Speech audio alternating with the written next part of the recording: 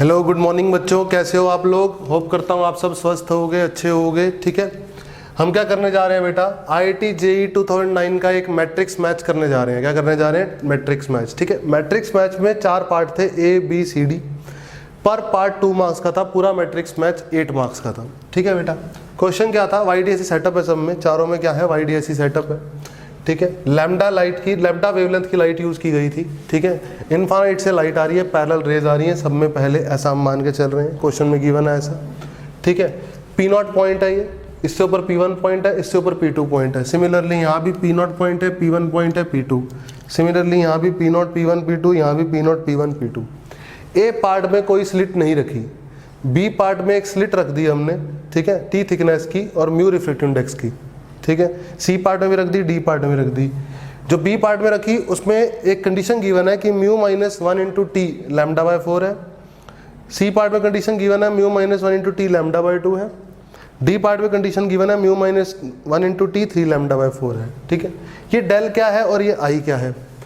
P0 तो point हो गया, P1 P2 पॉइंट हो गए। ठीक है, अब ये डेल है फेज डिफरेंस। क्या है बेटा? Phase difference between light waves at P।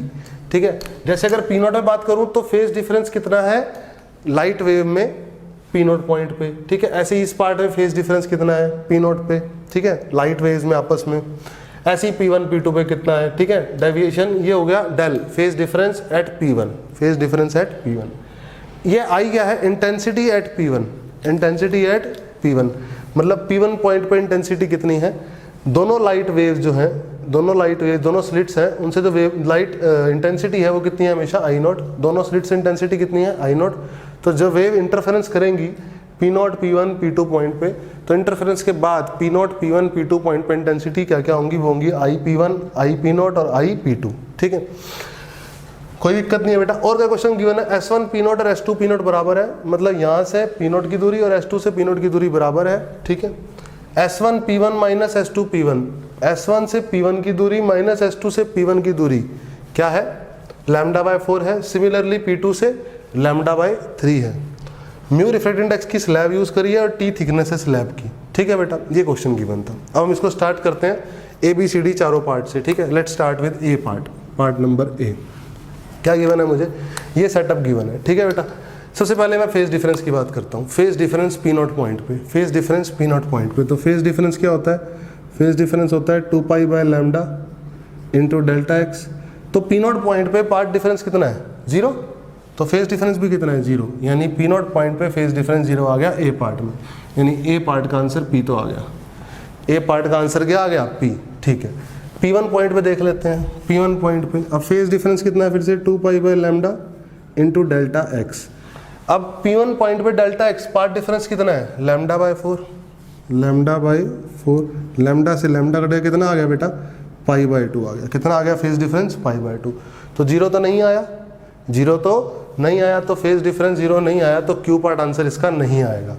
ठीक है, R S और T देख लेते हैं आएंगे कि नहीं आएंगे। इंटेंसिटी की बात करनी है। ठीक है बेटा, तो दोनों स्लिट से जब सेम इंटेंसिटी होती है तो फॉर्मूला होता है 4I0 cos square phase difference upon 2। ठीक है बेटा, तो इंटेंसिटी P0 पॉइंट पे बात करते हैं सबसे पहले। P0 पॉइंट पे तो 4I0, phase difference P0 point पे कितना है? 0। तो cos स्क्वायर 0 कितना होता है? 1। ठीक है, तो 4I0 आ गया। इंटेंसिटी एट P1 पॉइंट पे इंटेंसिटी की बात करते हैं P1 पॉइंट पे। तो P1 पॉइंट पे फेज डिफरेंस कितना है? Pi by 2। ये फेज डिफरेंस है P1 पॉइंट पे, ये फेज डिफरेंस है P0 पॉइंट पे। ठीक है, 0 जो कि ठीक है, तो P1 पॉइंट पे पाई बाय 2 है। पाई बाय 2 की वजह से क्या हुआ बेटा? cos स्क्वायर पाई बाय 2, यानी पाई बाय 4 हो गया यहाँ पे, क्योंकि 2 एक नीचे भी लगा हुआ है। तो 45 डिग्री कितना होता है? 1/√2। उसका स्क्वायर करोगे कितना होता है? पाई बाय 4 45 डिग्री होता है ना। 1/√2 उसका स्क्वायर करोगे 1/2, तो कितना आ जाएगा? 2I0। कितना आ जाएगा? 2I0। इंटेंसिटी एट P2 पे इंटेंसिटी देख लेते हैं। तो P2 पे फेज कितना है? फेज डिफरेंस है 2 pi by lambda into delta x है लैम्डा बाई 3। लैम्डा से लैम्डा कट गया, 2 पाई बाय 3 आ गया। कितना आ गया? 2 पाई बाय 3। जब यहाँ फॉर्मूले में डालोगे 2 पाई बाय 3, तो 2 से 2 कट जाएगा, पाई बाय 3 आ जाएगा। पाई बाय 3 यानी 60 डिग्री। 60 डिग्री cos 60 डिग्री कितना होता है? 1/2। कितना होता है? 1/2। उसका स्क्वायर करोगे कितना आएगा? 1/4। और इस 4 से कट जाएगा, तो intensity P note P2 point पे आएगी आई नोट, कितनी आएगी आई नोट। ठीक है, अब देख लेते हैं क्या P1 पॉइंट पे इंटेंसिटी 0 है, नहीं, तो इसका आंसर आर भी नहीं आएगा। P नोट और P1 में किसकी ज़्यादा है, P नोट की ज़्यादा है P1 से, ठीक है, तो ये आंसर आएगा S। P2 और P1 में किसकी ज़्यादा है, P2 की आई नोट P1 की 2 आई नोट, तो ये कह रहा है P2 की ज़्यादा है, गलत बात। ठीक है, तो हमारा ए पार्ट सॉल्व हो चुका है, हमारा बेटा ए पार्ट सॉल्व हो चुका है। अब हम करते हैं बी पार्ट। क्या सॉल्व करते हैं, बी पार्ट। ठीक है, ये फॉर्मूला तो ऐसे ही लगेगा, बी पार्ट सॉल्व करने जा रहे हैं। अब हम ध्यान से देखेंगे सभी बच्चे। ठीक है, फॉर्मूला तो ये वैलिड रहेगा ही रहेगा। चलो हम स्टार्ट करते हैं किससे, बी पार्ट से। जब हम बी पार्ट से स्टार्ट करते हैं बेटा, तो पी नोट पॉइंट पे पार्ट डिफरेंस की वजह से तो कोई फेज डिफरेंस है नहीं, सिर्फ किसकी वजह से, स्लैब की वजह से। स्लैब की वजह से ये होता है phase difference, path difference. Slab की वजह से पार्ट डिफरेंस कितना होता है, म्यू माइनस 1 इंटू टी, यही होता है। और वो कितना गिवन है, लैम्डा बाय 4। ठीक है, तो फेज डिफरेंस की अगर मैं बात करूँ पी नोट पॉइंट पे, तो कितना आएगा 2 pi by lambda into delta x कितना है, लैम्डा बाय 4। तो कितना आएगा, लैम्डा से लैम्डा कट गया, कितना आएगा पाई बाय 2। ठीक है, ऐसी P1 पॉइंट पे बात कर लेते हैं फेज डिफरेंस की, 2 pi by lambda into path difference. अब मेरी बात सुनो, P1 पॉइंट पे अगर मैं बात करूं तो कौन सी रे ज़्यादा चल रही है, सिर्फ अगर मैं S1 P1 और S2 P1 को देखूं तो S1 P1 ज़्यादा चल रही है। ठीक है, और ऊपर से अगर स्लैब की वजह से बात करूं तो स्लैब पे ज़्यादा चल रही है। बेटा ऊपर से देखूं तो स्लैब की वजह से ज़्यादा चलती है ना। स्लैब में अगर स्लैब को एयर में कन्वर्ट करते हैं तो कितना पार्ट डिफरेंस आता है, म्यू माइनस 1 इंटू टी आता है कि नहीं आता, इससे कॉरस्पॉन्डिंग। ठीक है, तो ऊपर से ज़्यादा चल रही है, नीचे से S1 P1 ज़्यादा चल रही है, तो दोनों पार्ट डिफरेंस क्या होंगे, सब्ट्रैक्ट होंगे। पार्ट डिफरेंस सब्ट्रैक्ट होंगे तो एक पार्ट डिफरेंस कितना है, लैम्डा बाय 4, और दूसरा पार्ट डिफरेंस भी कितना है, lambda by 4। Lambda by 4 minus lambda by 4, तो कितना आ जाएगा, 0 आ जाएगा। ठीक है बेटा, P2 पॉइंट पे बात करूँ तो फेज डिफरेंस कितना आएगा, 2 pi by lambda into delta x. Delta x फिर से अब P2 पॉइंट पे पार्ट डिफरेंस कितना है, लैम्डा बाय 3, और स्लैब की वजह से कितना है, लैम्डा बाय 4। तो कितना आएगा, लैम्डा बाय 3 में से लैम्डा बाय 4 गया। ठीक है, कितना आ गया 12, नीचे कितना आ गया 12, लैम्डा बाय 12 आ गया सॉल्व करके, और 2 से कट गया। ठीक है, तो कितना आ गया, पाई बाय 6। कितना आ गया बेटा, पाई बाय 6, क्योंकि 12 2 से कट जाएगा 6 आ जाएगा। ठीक है, लैम्डा से लैम्डा कट जाएगा, पाई बाय 6 आ जाएगा फेज डिफरेंस। ठीक है, तो मुझे फेज डिफरेंस मिल गए P नोट P1 और P2 पॉइंट पे। क्या P नोट पे फेज डिफरेंस 0 आ रहा है, अब नहीं। क्या P1 पे फेज डिफरेंस 0 आ रहा है, आ रहा है, तो इसका आंसर Q आएगा। इसका आंसर एक Q तो आएगा ही आएगा।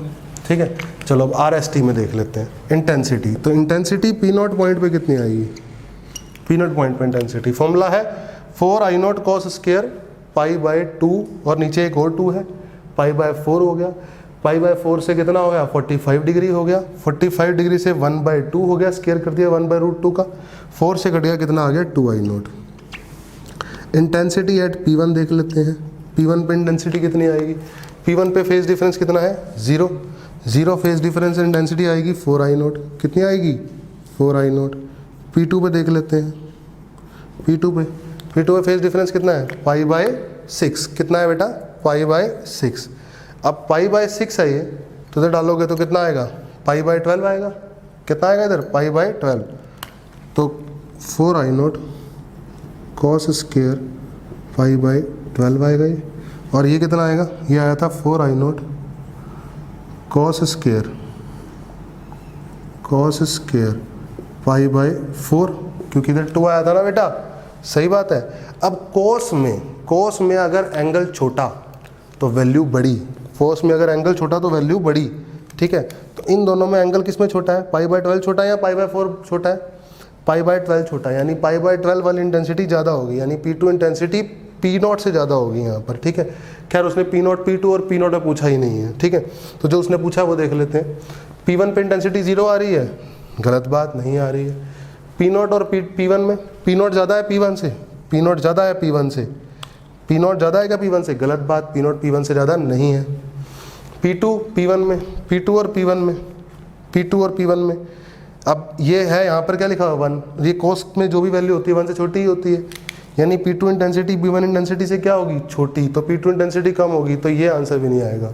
इसका आंसर खाली Q आएगा। क्या आएगा, खाली Q। चलो सी पार्ट करते हैं, सी पार्ट सोल्व करते हैं बेटा। देखो सी पार्ट सोल्व करते हैं, सी पार्ट भी आसान है, सी पार्ट में ज़्यादा मुश्किल नहीं है कुछ। ठीक है, सी पार्ट सॉल्व करेंगे अब हम। फिर से सी पार्ट में भी सेम कहानी रहने वाली है। सी पार्ट की कहानी भी क्या रहेगी बेटा, सेम तरीके से ही डील करेंगे हम सी पार्ट को भी। चलो सी पार्ट डील करते हैं। फिर से पी नॉट में बात करूं तो पार्ट डिफरेंस, फेज डिफरेंस की बात करूं तो 2 pi by lambda into delta x किसकी वजह से आएगा। अब S2 पी नॉट और S1 पी नॉट तो वैसे तो बराबर है, लेकिन बीच में स्लैब है, और स्लैब की वजह से कितना है, लैम्डा बाई टू कट गया, पाई आ गया। किस पे आ गया ये, पी नॉट पे। फेज डिफरेंस P1 पे देख लेते हैं, 2 pi by lambda into delta x कितना है। अब देखो P1 पे नीचे वाली जहाज चल रही है और स्लैब की वजह से कौन चल रही है, ऊपर वाली जहाज चल रही है। दोनों पार्ट डिफरेंस क्या होंगे, सब्ट्रैक्ट होंगे। तो एक लैम्डा बाई 2 है और दूसरा लैम्डा बाई 4 है, तो लैम्डा बाई 2 में से लैम्डा बाई 4 गए, ठीक है। तो कितना आ गया, ये आ गया लैम्डा बाई 4, लैम्डा बाई 4 आ गया, और इस 2 से कट गया 4, तो कितना आ गया, पाई बाई 2। कितना आ गया, सारा सोल्व करके पाई बाई 2 आ गया कि नहीं आ गया, बिल्कुल आ गया। P2 को देख लेते हैं, फेज आएगा 2 pi by lambda into delta x. अब सुनो, एक लैम्डा बाई 2 है और एक क्या है, लैम्डा बाई 3 है, तो दोनों सब्ट्रैक्ट होंगे। कितना आएगा, लैम्डा बाई 6 आएगा, 6 से 2 कटेगा, कितना आएगा 3, तो पाई बाई 3 लैम्डा से लैम्डा भी कट जाएगा। सही है बेटा। अब फॉर्मूले डाल लेते हैं। पी नॉट पे इंटेंसिटी की बात करी जाए, पी नॉट पे, हाँ जी, पी नॉट पे बात करूँगा तो आएगा पाई आएगा, तो पाई बाई 2 90 डिग्री, तो 0 आ गई। P1 पे बात करूँगा तो आएगा पाई बाई 2। अब पाई बाई 2 आएगा और इधर पाई बाई 4 बनेगा, तो 45 डिग्री 1/√2 का स्क्वायर 1/2, और 4 से कट गया, कितना आएगा 2I0। और P2 पे बात करूँगा पाई बाई 3, नीचे 2 है, कितना आएगा, पाई बाई 6। अब कॉस 30 डिग्री कितना होता है, √3/2, उसका स्क्वायर करूँगा, कितना आएगा 3/4, 4 से 4 कट जाए, कितना आ जाएगा 3I0। कितना आ जाएगा बेटा, 3I0। अब मैच कर लेते हैं। पी नॉट पे फेज 0, गलत बात। P1 पे फेज 0, गलत बात। P2 पे गलत बात, क्वेश्चन में गिवन ही नहीं है वो तो।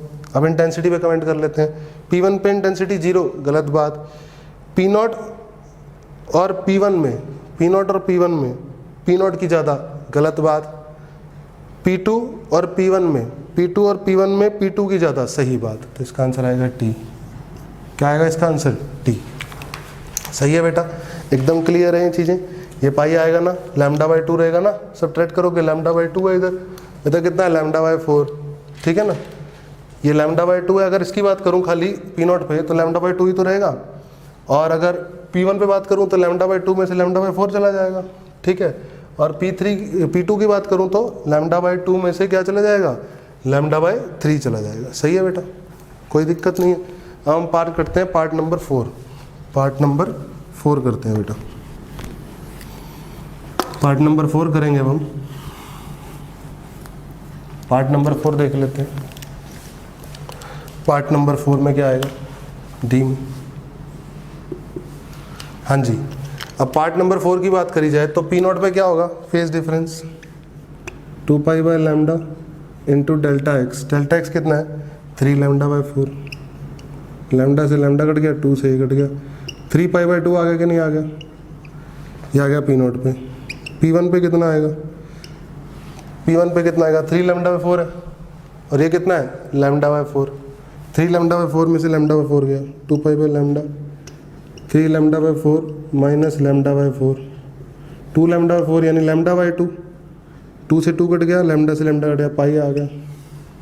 P2 पे बात करूँ, अगर मैं बात करूँ बेटा, P2 पे बात करूँगा तो कितना आएगा, 2 pi by lambda into 3 lambda by 4 आएगा, और इधर कितना आएगा, लैम्डा बाई 3।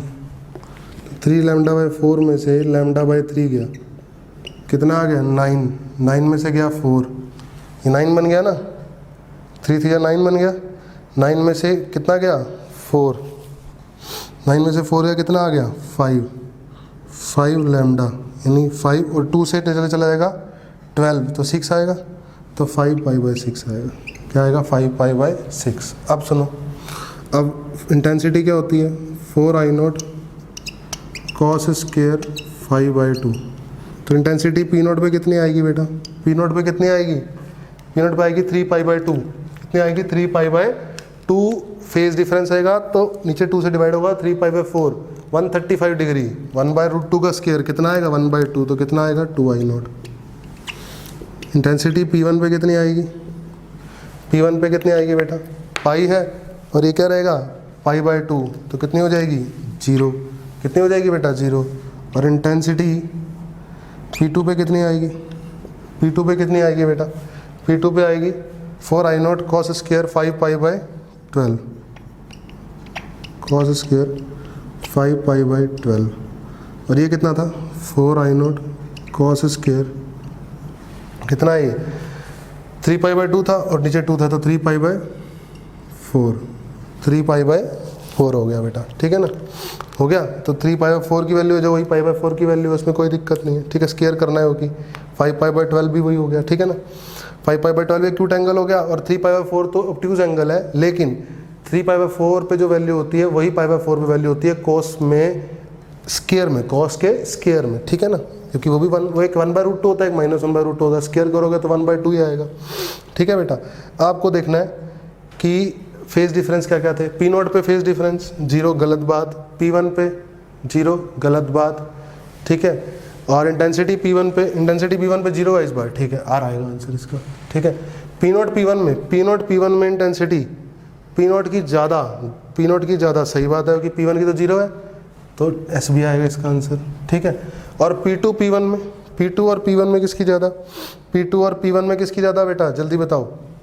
ये कितना है 5π/12, ये कितना है π/4। अगर मैं इसकी वैल्यू देखूँ तो इसको ऐसे लिख सकता हूँ मैं, 4I0 cos स्क्वायर π/4 लिख सकता हूँ कि नहीं लिख सकता, बिल्कुल लिख सकता हूँ, क्योंकि माइनस करूँगा cos पाई माइनस 3/4 करूँगा, 3π/4 करूँगा तो माइनस आएगा, उसका स्क्वायर करूँगा दोबारा ये आ जाएगा।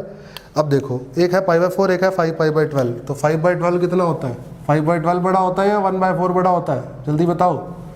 5/12 बड़ा होता है या 1/4 बड़ा होता है बेटा, 5/12 बड़ा होता है। कौन बड़ा होता है 5/12, 5/12 बड़ा होता है अगर 1/4 से, 5/12 1/4 से क्या है बड़ा, क्योंकि ये कितना है 0.25 है। अब देख लो ना यार 1/4 कितना है, इधर तो 1/4 कितना है, 1/4 तो है 0.25, और 5/12 कितना है जल्दी बताओ, सिंपल 50, 0.4 है कि नहीं है, सही है। तो 5/12 बड़ा है, 5/12 बड़ा है, तो जो एंगल बड़ा है उसकी कॉस की वैल्यू क्या होती है, छोटी होती है, क्या होती है, छोटी।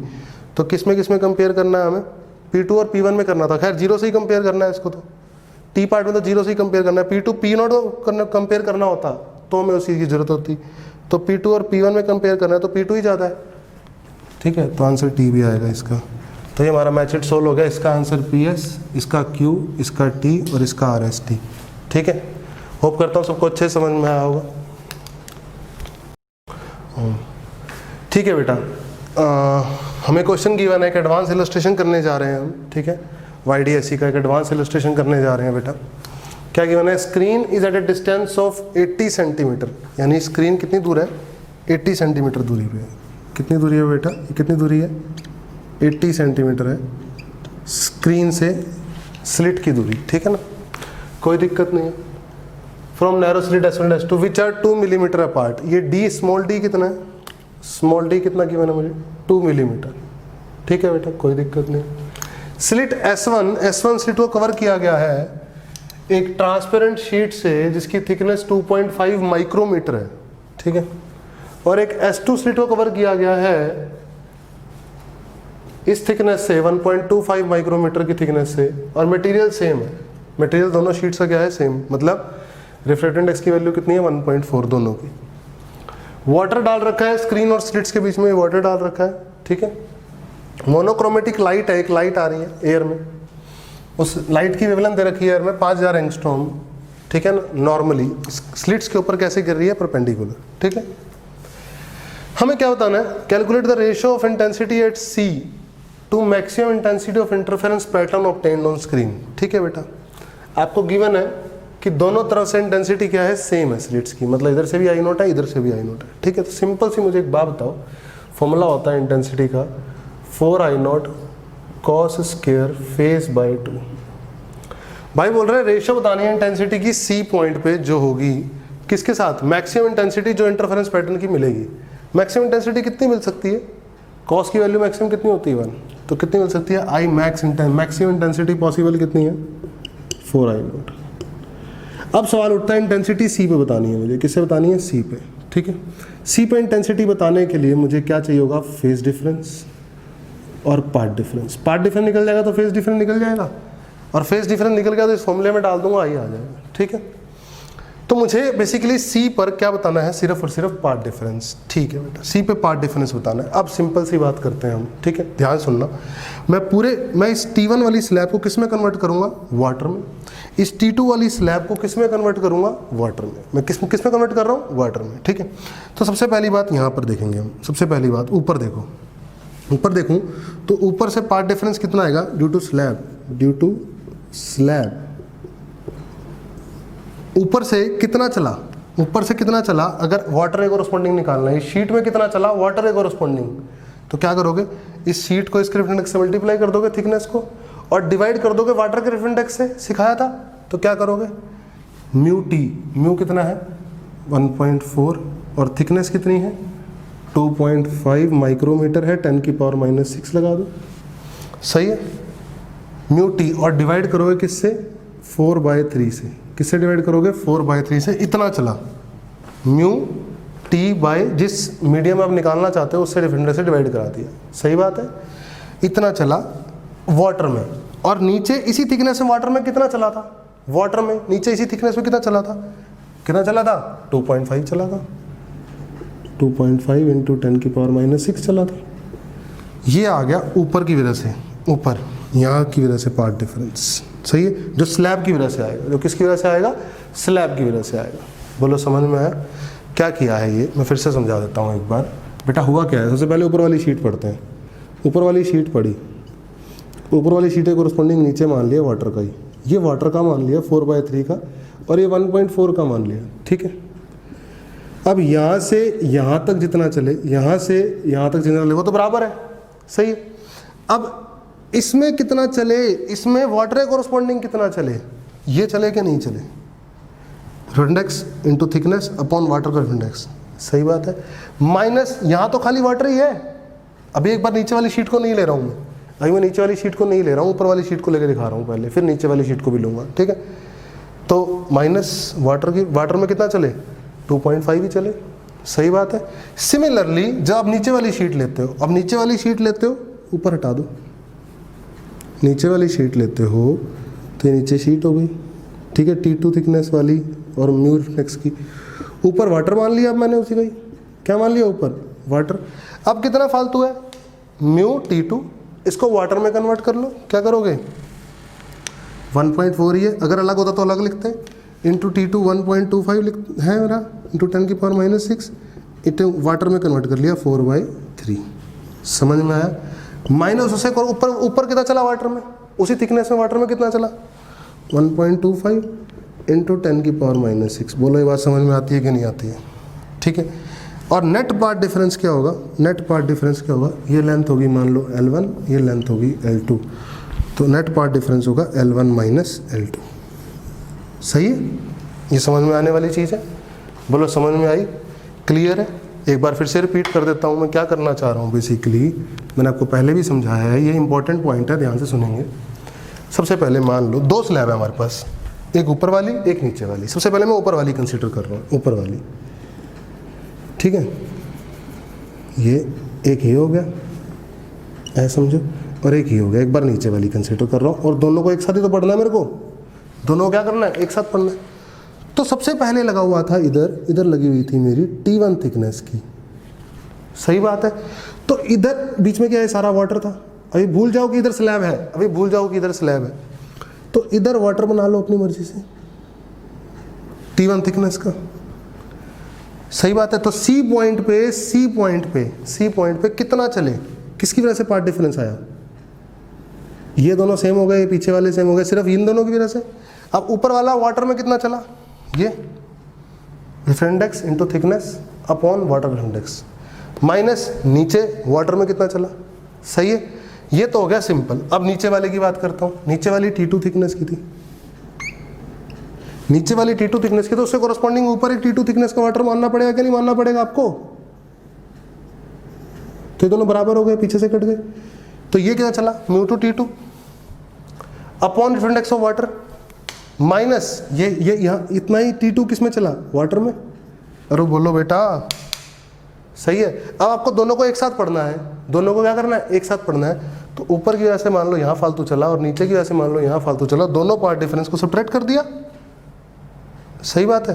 तो ये कितना आया आप सॉल्व करके समझ में आ गया होगा आपको जो मैंने समझाया है यहाँ पर, ठीक है।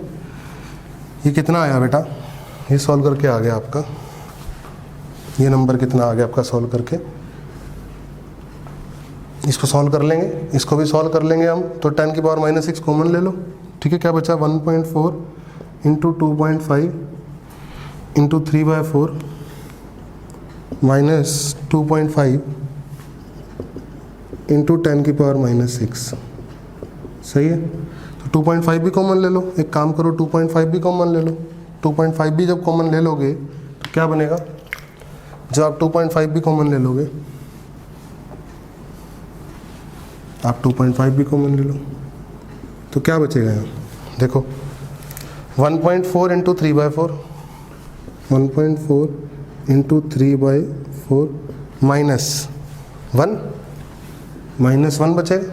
सही है बेटा, पक्का। और सेम नीचे क्या बचेगा 1.4 इंटू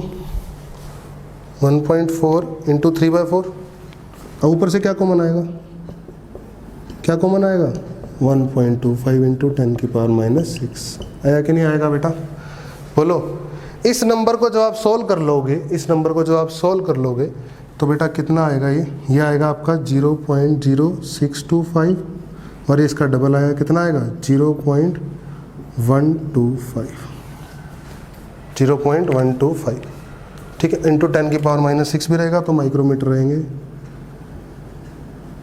सही है। L1 माइनस L2 आ गया, इसको सॉल्व कर लेना, यही आएगा, ठीक है। मैंने सॉल्व कर रखा है इसलिए मैंने डायरेक्ट लिख दिया, ठीक है। आपको समझ में आया यहाँ तक। तो पार्ट डिफरेंस आ गया आपके पास। अब इन दोनों को सब्ट्रैक्ट कर दो, इन दोनों को सब्ट्रैक्ट करोगे जब 0.125 में से 0.0625 जाएगा तो उसका डबल लिखा हुआ देखो, तो वही बचेगा। तो डेल्टा एक्स कितना आएगा 0.0625 इंटू 10 की पावर माइनस 6, ये आएगा मीटर में। आया कि नहीं आएगा, बिल्कुल सही बात है। तो मैं इसको इरेज कर रहा हूँ, सारे को इसको इरेज कर रहा हूँ मैं, ठीक है। अगर ये आ चुका है हमारे पास डेल्टा एक्स, क्या आ चुका है डेल्टा एक्स। अब मुझे क्या निकालना है, फेज, और फेज निकाल के इंटेंसिटी वाले फॉर्मूले में पुट कर देना है बस। तो फेज कितना आएगा, phase 2 pi by lambda into delta x. सही बात है। अब ये लैम्डा किसका होगा, डेल्टा एक्स किस में निकाला है आपने, डेल्टा एक्स किस में निकाला है, मीडियम में। ये लैम्डा किसका रखोगे, मीडियम का, लेकिन गिवन किसका है, एयर का। सही है। तो क्या करोगे 2 पाई लैम्डा एयर गिवन है 5000 और ऊपर आएगा मीडियम, तो यानी 4/3। सही है। इंटू डेल्टा एक्स आएगा 625 बटे 1 2 3 4 1 10 की पावर 4। सही है। इंटू 10 की पावर माइनस 6। सही है बेटा, यही आएगा। और 5000 एंगस्ट्रॉम है तो 10 की पावर माइनस 10 भी आएगा। सही है। तो एक काम करो 1 2 3 और 4 7 बन गया, 3 और 4 कितना बन गया 7, 7 0 कट गई तो ये कितनी बची 3, कितनी बची हैं 3। 10 की पावर माइनस 3 से 10 की पावर माइनस 6 कट गया, ऊपर 10 की पावर माइनस 3 बचा। 10 की पावर माइनस 3 का मतलब होता है 1000, क्या होता है 1000, ठीक है। तो कितना आ गया बेटा नीचे आ गया डेल्टा 5 आ गया, ठीक है। कितना आ गया हमारे पास 2 पाई इंटू 4 इंटू 625। एक काम करो 5 को भी काट दो, 625 से 5 को भी काट दो, 125 आ जाएगा, ठीक है। तो 2 पाई कर दो इसको, और 125 को 4 से मल्टीप्लाई करोगे तो कितना आएगा 500 कर दो इसको। नीचे कितना आएगा 3, और ये वाली 3 जीरो भी तो नीचे आएंगी, 1 2 3, तो 2 जीरो से 2 जीरो गई, 5 से 30 गया, कितना आ गया 2 पाई